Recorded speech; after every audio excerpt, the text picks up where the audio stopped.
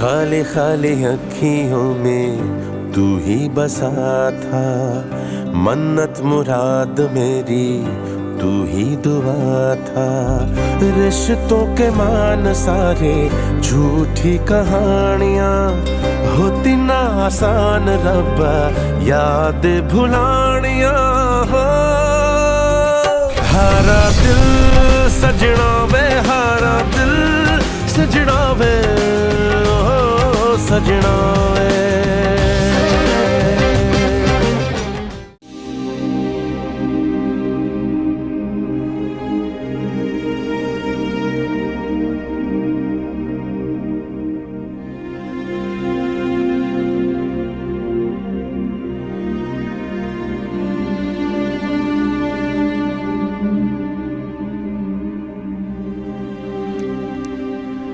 میخواستم یه چیزی بهتون بگم.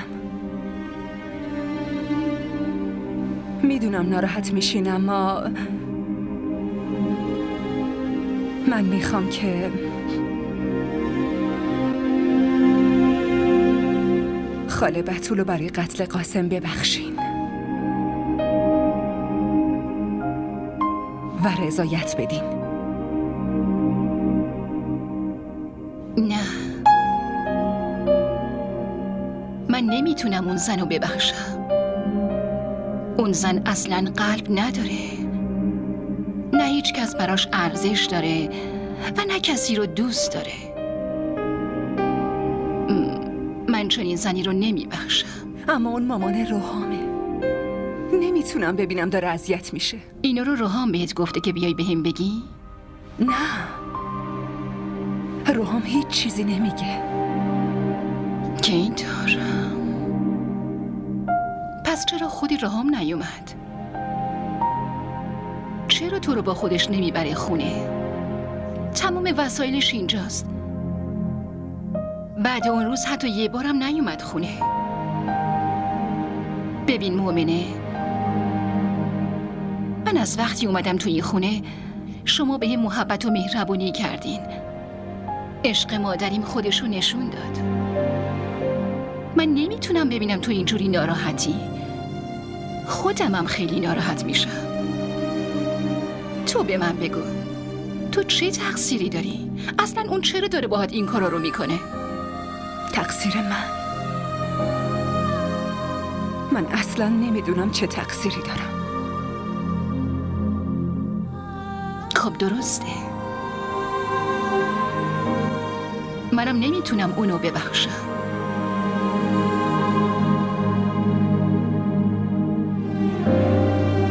مؤمنه چرا باید اینو بخواد؟ که من و تو از این مصیبت نجات پیدا کنیم؟ اون احتمالاً باید خوشحال باشه. اومده بود اینجا ملاقاتم. من تو چشماش تونستم برق پیروزی رو ببینم. خیلی خوب احساس کردم. مامان اصلا همچین چیزی نیست. چرا اینطور فکر میکنین؟ روحام، من در شناخت آدم‌ها خیلی تجربه دارم. قبلا بهت گفته بودم که این دختر یه روز زندگیمون رو زیر و رو میکنه و حالا همین جوری شد. آدمایی که اصلا باهاشون سر و کاری نداشتیم همین جوری سرنوشتمون رو عوض کردن. بی خیال، تو به فکر این چیزا نباش. من آزاد بشم خودم همه چی رو سر و سامون میدم. تو هم لازم نکرده بری از مؤمنه و اون نامادریش کمک بخوای تا منو آزاد کنن. مامان، من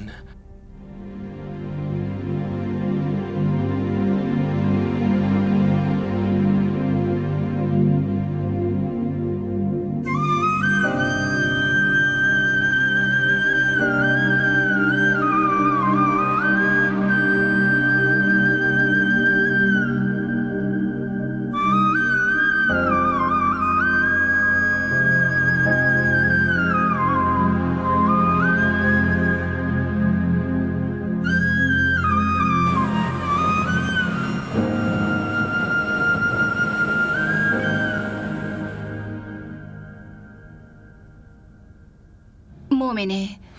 بله.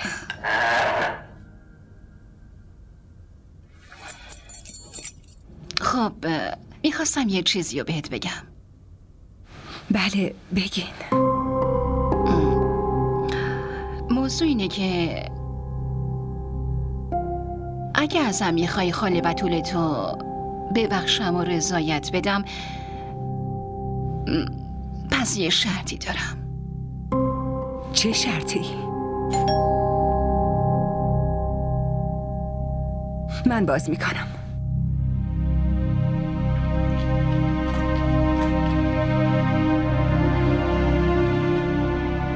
اومدم.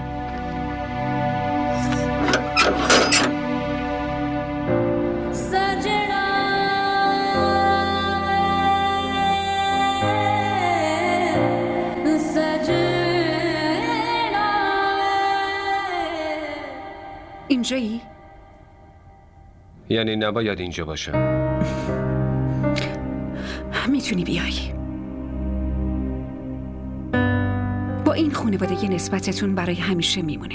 و دومیش؟ دومی رو که میخوای تمومش کنی. اومدم که اونو دوباره بسازم. دوباره.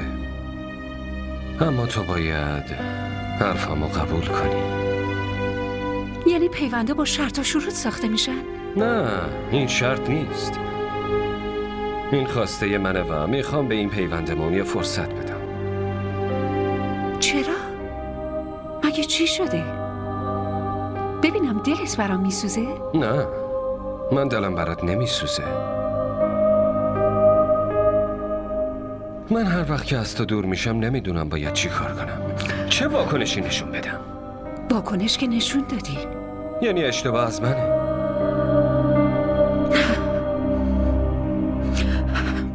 من اشتباه خودمو پذیرفتم.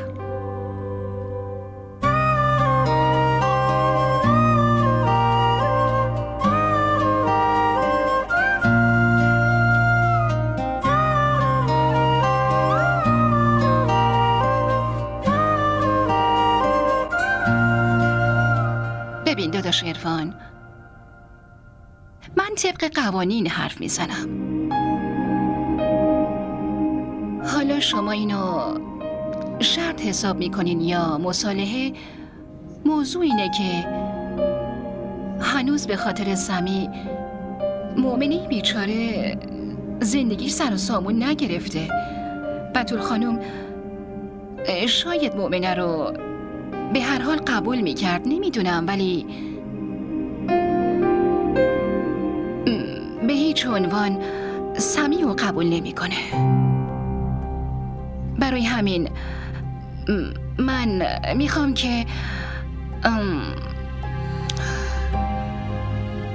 شما از راه قانونیش پیش برین و سرپرستی سمی رو به من واگذار کنین.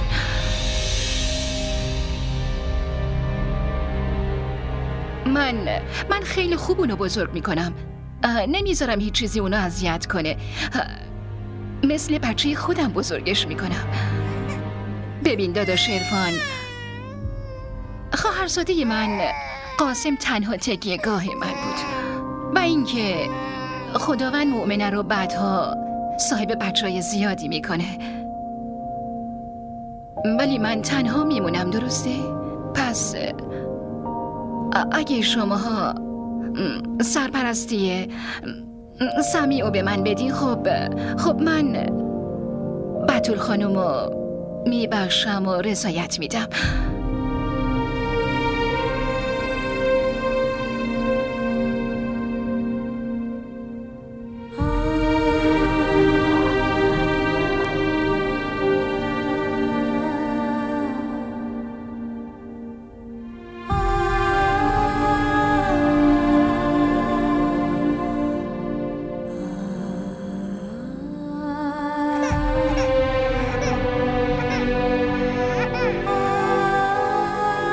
من شرطتون رو قبول میکنم.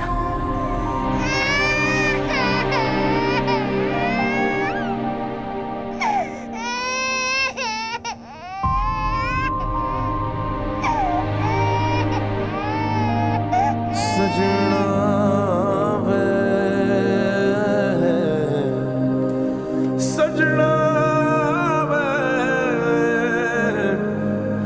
सजना वे सजना सजना वे सजना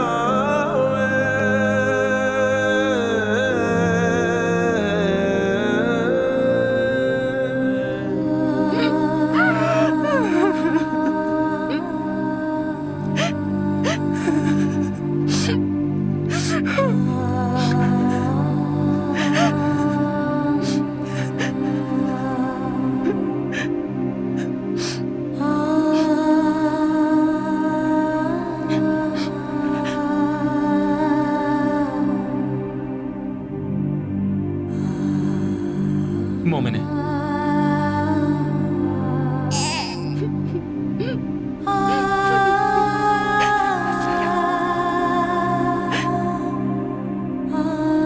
سمی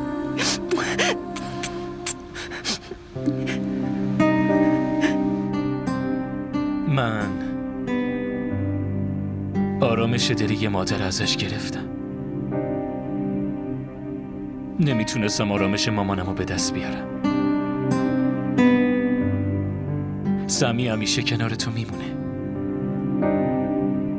بزرگترین خوشحالی زندگیت میشه. شما دوتا با من میمونین. میشین دلخوشی من فکر میکنم این کنار هم بودن، این خوشحال زندگی کردن و خودت چشم میزنی، تو دقیقه دوم از بین میبری، تو دقیقه سوم از زندگیت بیرونمون میکنی. چون همش تقصیر خودته. چون هر وقت به بودن در کنار خودم نیاز دارم، تو کنارم نیستی، نزدیکم نیستی. یعنی فقط همین؟ این مسئله کوچیک به نظر میرسه. ببین گاهی به این فکر میکنم که اگه ازم فرار کنی منو از دست میدی. مؤمنه آدمای ترسو فرار میکنن. تو هر جور میخوای رفتار کنی رفتار کن. من همینجا رو برود نشستم. सजना वे सजना वे میدونم که بخشیدن یه قاتل به این آسونی ها نیست،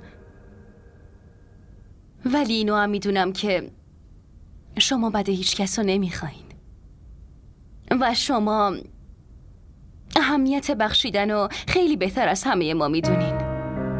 خواهش میکنم اگه میشه و میتونید خاله بتول رو ببخشین. من همه چی رو میدونم، اما نمیدونم چرا برای بتول نه متاسف میشم نه ناراحت. مگه فراموش کردی که چطوری دست خواهرتو گرفت و اونو از خونش بیرون انداخت؟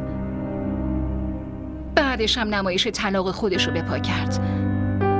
همچین زنی باید تمام عمرشو تو زندان بگذره، ولی میتونه تو زندگی روحام و آبجی تاثیر بذاره. هیچی نمیشه. وقتی بتول تو زندگی این دو نفر نباشه اونا خیلی هم خوشحال میشن. خاله لطفاً نمیخواین خاله بتول رو ببخشین نبخشین. شاید برای شما یه زن عادی باشه، ولی برای من اون مامان روحامه. ازش که بد میگین من ناراحت میشم.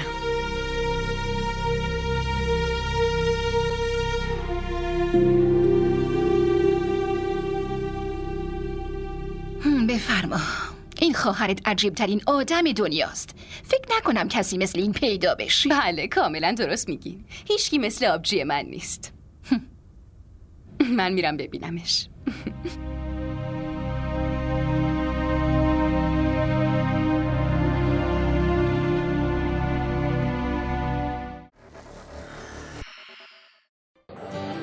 بگو ببینم خوشگله. می‌دونی وقتی آدم عاشق یکی میشه دیگه نمیپرسه که چقدر خوشگل. شاید اون از همه خوشگل‌تر باشه. این عشق عزیز دلم. آب نیست که هر وقت تشنت شد بگی یه لیوان آب بده. برای آب باید هزینه‌شو داد. به همون قیمتی که تشنه‌های کربلا پرداخت کردن.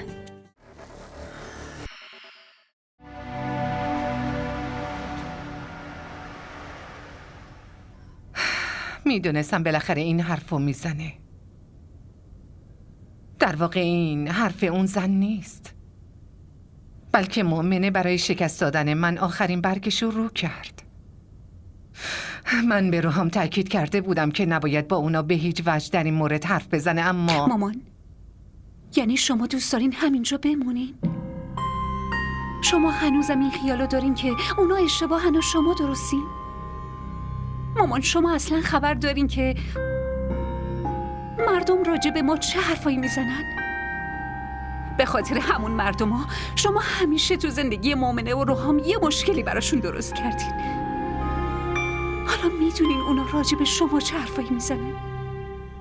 که بتول عقلش رو از دست داده، اون یه آدم کشته. مامان، من تمام این حرفا رو با گوشای خودم شنیدم. به این خاطر بهتون میگم که اگه فردا روزی آزاد بشین، بعدش چطور با اون آدم رو در رو میشین؟ برای فکر کردن به اینا فقط یه امشب و وقت دارین.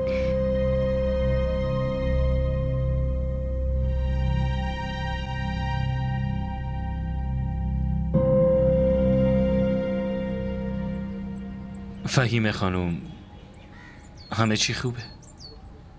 آره، من بتول خانمو میبخشم، از قصاص کردنش میگذرم.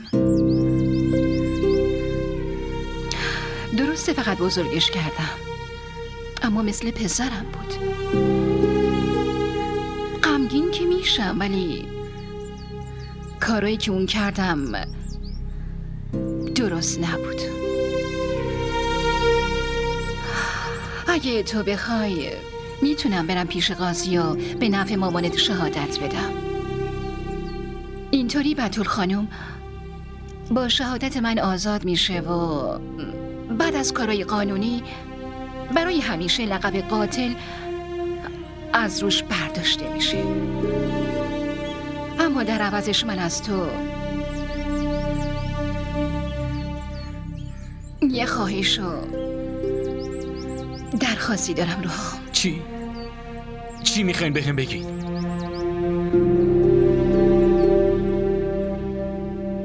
خوشحالی مؤمنه، همون خوشحالیه که واقعا لایقشه. اون عزیز سردونه باباش بود. من میخوام که روح باباش آرامش پیدا کنه. اینطوری خیال منم راحت تره. شما جدی میگی؟ خیلی فکر کردم تا این تصمیم رو گرفتم. تو این خواستم رو به جا میاری، نه؟ اصلا نگران نباشین. خیلی ممنون. من بیشتر از این خواسته که شما دارین انجام میدم. بازم ممنونم. مراقب خودت باش. شما هم همینطور.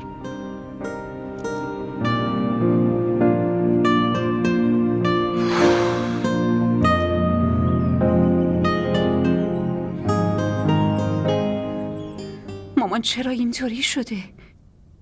آخه اینقدر غیر منطقی و بی‌عاطفه. این همه اتفاق افتاد اما هنوز طرز فکرش عوض نشده. من، شما، روحام، با نبودش تو این خونه ما تنها شدیم. این خونه خالی به نظر میرسه. تو زندگیمون یه خلأ احساس میکنم، ولی شاید اون اصلا اینو درک نکرده. دخترم حتما درک کرده، ولی اون داره تمام تلاششو میکنه که جلوی ما خودشو قوی نشون بده. من اونو خیلی خوب میشناسم. اون میمیره، اما هیچ وقت ضعفشو نشون نمیده. اما همچین آدمی و هیچ کسی دوست نداره. هیچ کسی از مامان خوشش نمیاد. اون آدمایی که جلوش خم و راست میشدن الان بهش میگن بیمار روانی. انشالله که درست میشه.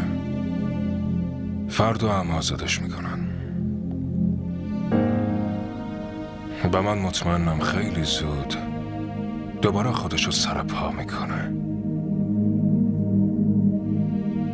بابا اگه شما اینقدر خوب نبودین ما باید چی کار میکردیم؟ میدونه دخترم، زن و شوهر مکمل هم دیگه. اگه یکیشون عیبی داشته باشه دومی هم باید اون عیبو بپوشونه. اینطوری رابطهشون مستحکم میشه، وگرنه اون رابطه زود از بین میره. از بین میره.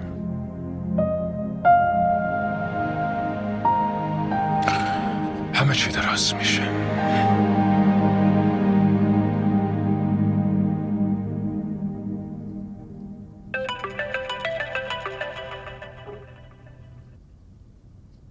سلام، چطوری؟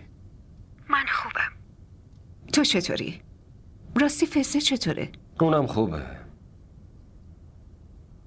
تو هنوز نخوابیدی؟ من این روزا خوابم نمیبره. از وقتی مامان نیست ما را در شبکه‌های اجتماعی دنبال کنید. انگار هیچ کس اینجا زندگی نمیکنه. تو نگران نباش. من مطمئنم عمه خیلی زود آزاد میشه.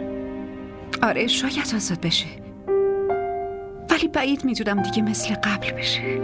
جبار من خیلی میترسم که نکنه ازمون فاصله بگیره. خودتو ناراحت نکن، نگران نباش و یه زن خیلی قوی باش. همه چی درست میشه انشالله. خب دیگه الان باید بخوابی باشه.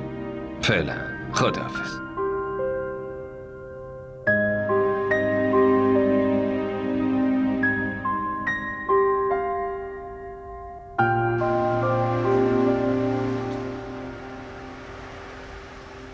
خدا رو شکر همه مشکلات داره تموم میشه.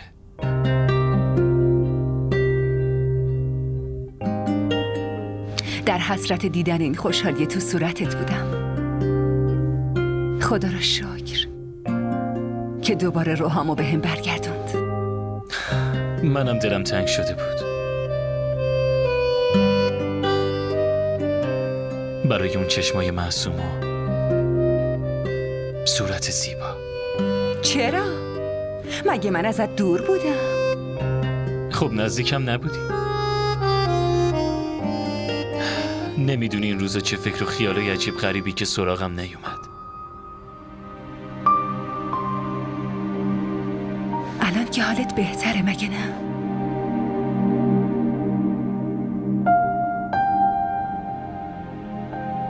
سلام علیکم. به به، سلام. دیدی آبده، من که کاملا مطمئن بودم اینجا دارن جشن میگیرن. جشن چی پسر؟ داریم صبحونه میخوریم. که اینطور پس خودتون همه چی رو سر و سامون دادین، به ما هم فرصت ندادین که بینتون واسطه بشی. شما دوتا تا کی میخوایم واسطه بشی؟ گوش کن، ما دوتا رسما زن و شوهر شدیم و ولیممونم تو خونه خودمون برگزار میکنیم. داداش روحام، خونه خودتون؟ فراز تو در جریان بودی؟ اون وقت چیزی به من نگفتی؟ پس این همون سورپرایز بود؟ بیا این صبحونه بخوریم.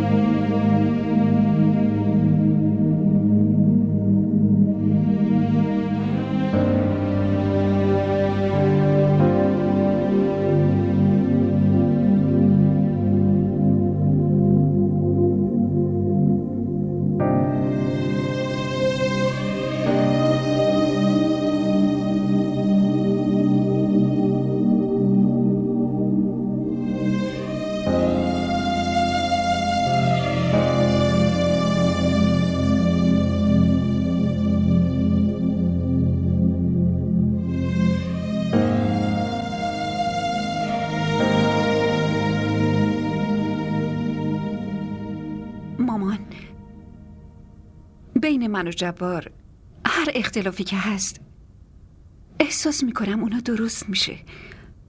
اگه ما دوتا برای هم وقت بذاریم، همدیگر رو درک کنیم، حرفای همدیگر رو قبول کنیم. چه حرفی؟ بعد از طلاق دادن دیگه چه حرفی میخواد با تو داشته باشه؟ مامان، ما دوباره هم میتونیم با هم آشتی کنیم. من تصمیم دارم با جبار از اینجا برم. چی؟ تصمیم داری کجا بری؟ عقل سر جاشه دختر؟ عقلم کاملا سر جاشه. درسته دخترم. اگه صادقانه و با تمام فکر و دقت میخوای دوباره با شوهرت آشتی کنی، پس خدا حتما کمکت میکنه. برو آماده شو. خداوند همیشه تو رو با شوهرت خوشحال نگه میداره. برو.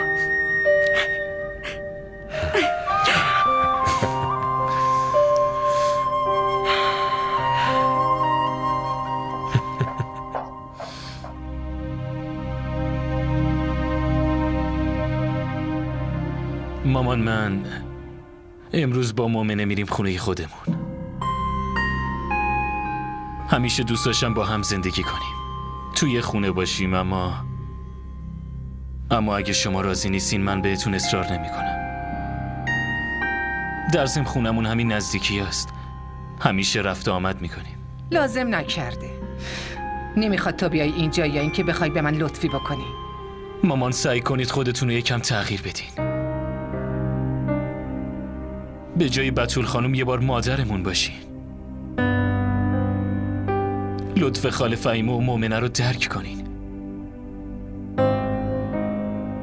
اینجوری زندگی هم براتون قشنگتر میشه. خیلی خوب، ولش کنین.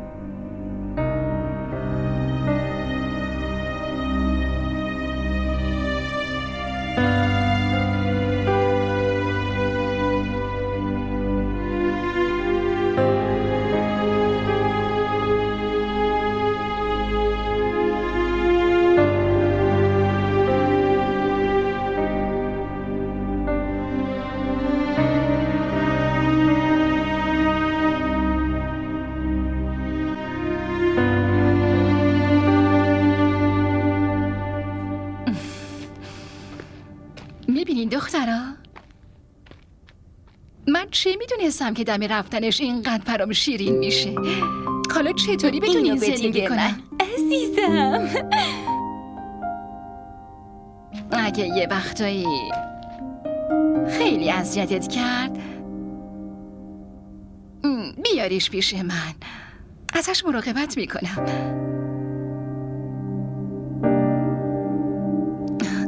آخه تنها میشم مگه نه؟ کی بهتون گفته ما شما رو تنها میذاریم؟ نه اینجا که خونه مامان باباتونه. هر وقت دلتون بخواد میتونین بیاین. اینجا حالا خونه مادرمونه. شما که میدونی بوده نبوده پدر اونقدر فرق نداره، ولی مادره که خونه رو خونه میکنه.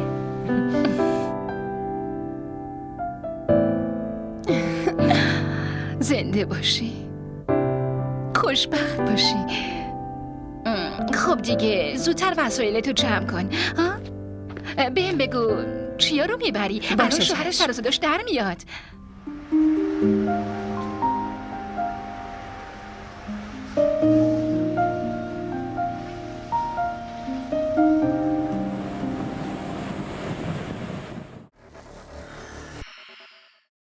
آبروی منو که جلوی همه بردی. منم این کارو نکردم ویدا. واقعا؟ پس کی گفت که تو این کارو بکنی؟ قلبم از اینکه تو رو از دست بدم ترسیدم. عشق من نمیذاره که تو مال کسی بشی. من اینجور عشقی نمیخوام که پدر و مادرمو به خاطر من بی‌آبرو کنه.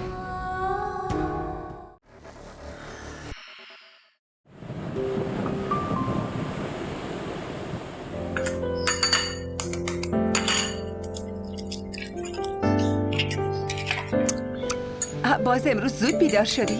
روز تعطیلی هم خواب نداری نه؟ مثل سمین سر ساعت 8 بیدار میشی. راستش بدون تو دلم نمیاد تو اتاق باشم. برای همین میام تا کنار همسرم باشم. اگه کسی ناراحته بیاد بگه. نه خیر، هیچ کس انقدر بیکار نیست. خب اینو باید چیکار کنم؟ نه خودم انجامش میدم. ای بابا منم اومدم کمکت کنم. لطفاً به من کمک نکن. ولی من میخوام کمکت کنم. آره میدونم. مومنه چی شده؟ نمیدونم، انگار سرم یهویی گیج رفت. چرا مراقب خودت نیستی؟ روحام زود باش، همین الان میریم دکتر. روحام صبونه رو. مومنه بیرون صبونه میخوریم بریم. میگم بیا بریم، با تو زود باش.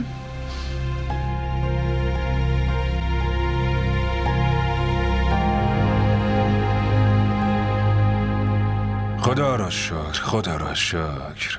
تا که سر صبحی خیلی خبر خوبی به هم دادی پسر. خیلی مراقب مومنه باش. دیگه لازم نیست تا دیر وقت تو شرکت بمونه. آره. ببین اون دخترم خیلی حساسه، باید خیلی خوب ازش مراقبت کنیم. باشه خدا حافظ. تو هم شنیدی؟ داری مامان بزرگ میشی و منم بابا بزرگ. نمیدونم از این خوشحال شدی یا نه، ولی من که خیلی خوشحالم. برم به عروج و جبارم این مشت رو بدم.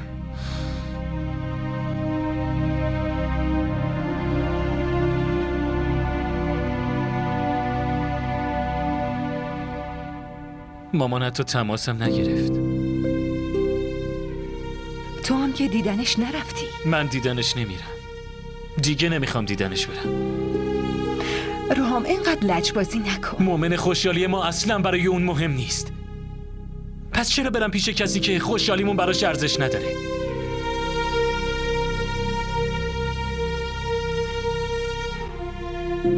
روحام میدونی مامانم چی میگفت؟ که بچه خود آدم خیلی دوست داشتنیه. حالا میبینی همین که متوجه بشه نوش به دنیا اومده حتما میاد اینجا. نمیتونه ازمون زیاد دور بمونه. اینو قلبم میگه.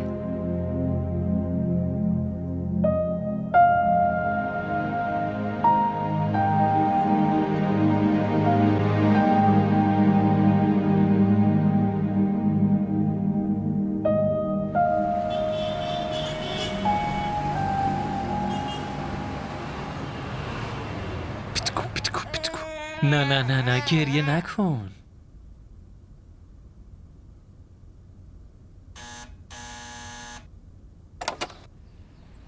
سلام علیکم. ما را در شبکه‌های اجتماعی دنبال کنید. چی عزیزم؟ مامان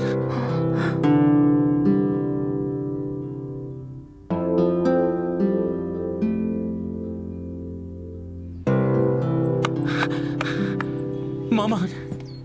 آره من خاله شما اومدی؟ آی دختر جون، تو داری چی کار میکنی؟ چرا مثل دختر بچه ها داری میدویی؟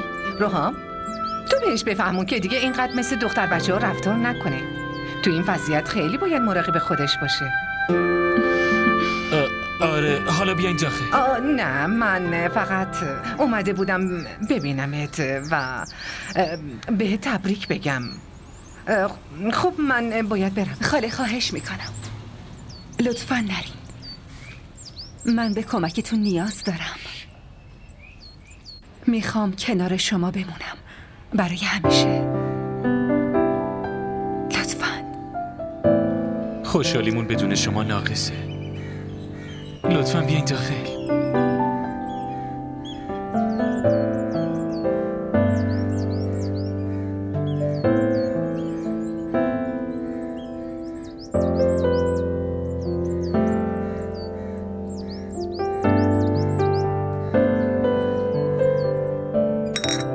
ممنون خاله که حرفمو زمین ننداختین.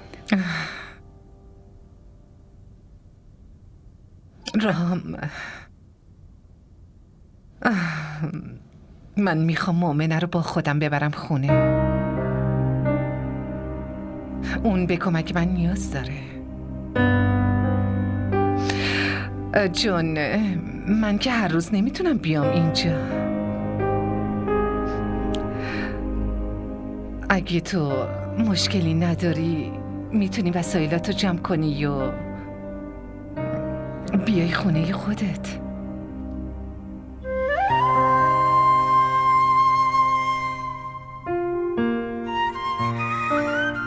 دوست دارم مامان.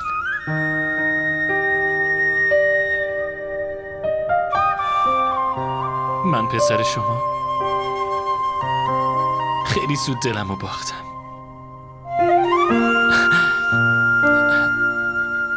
ولی نذاشتم غرورم ببازه. پسر عزیزم،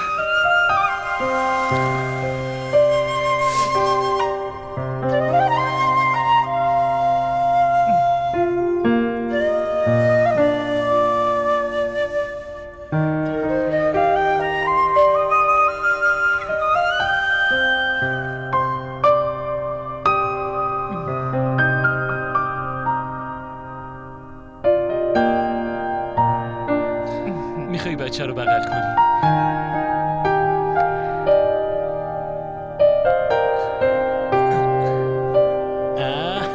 نکنه گرمت شده. چرا داری گریه میکنی؟ پسر گلم. روحان بچه رو بده به من. بی عزیزم.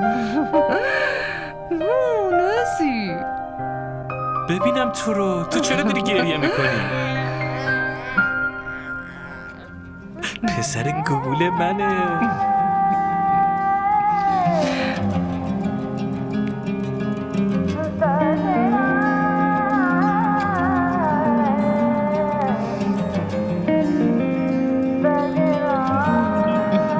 آروم عزیزم، آروم قشنگم. بیا بیا.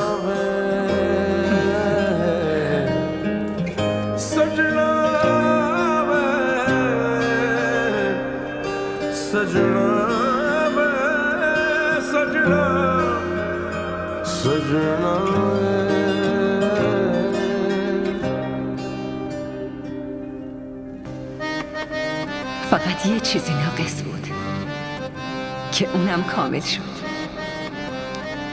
مامان، بابا، من میدونم الان شما اونجا خیلی خوشحال هستید. دیگه تو زندگیم هیچ مشکلی نیست. من فقط دلمو باخته بودم، ولی دعاهای شما باعث شد همچین پیروزی نصیبم بشه. و الان این عشق دیگه کامل شده. شاید مردم راست میگفتن که عشق همه چی رو شکست میده. غرور، بی‌اعتمادی و حتی عصبانیت یک مادر. هر ثانیه این پیروزی رو من مدیون محبت و دوست داشتن شما هستم. خداوند منو همیشه و هر لحظه در حصار دعاهای شما قرار بده.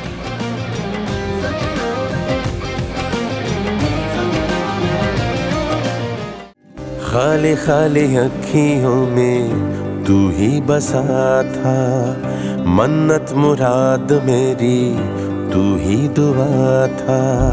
रिश्तों के मान सारे झूठी कहानियाँ, होती ना आसान रब्बा याद भुलानियाँ। DDTV ارائه کننده بزرگترین سریال های درامای ترکی، کره‌ای، پاکستانی دوبله شده به فارسی می باشد. لطفاً سابسکرایب کنید و عضوی از خانواده ما شوید.